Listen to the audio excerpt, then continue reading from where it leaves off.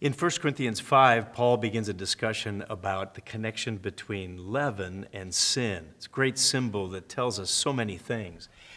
And in verse 8, he begins to say that we have to keep this feast of unleavened bread.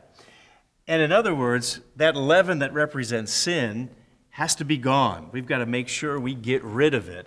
And then he's telling us we have to live this way. So get rid of the leaven, leave it behind, and live the spiritual truth behind that. So in verse 8 he says, therefore let us keep this feast. Well, what feast?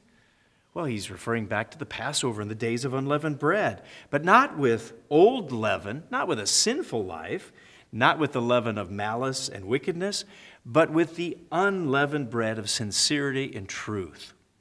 Now this is powerful because Paul is telling us there's no question whether or not to keep the holy days. There's no question of whether to keep this feast of unleavened bread. The question is, how do we keep it? How do we keep this feast? Well, for Christians today, New Covenant Christians, New Testament Christians today are to keep the holy days. Specifically here, the days of unleavened bread. And how do we do it? We do it sincerely. We do it truthfully. And so the holy days are so important for us because great spiritual lessons can be learned. So let's leave that leaven behind and truly live sincere, truthful lives. That's BT Daily. We'll see you next time.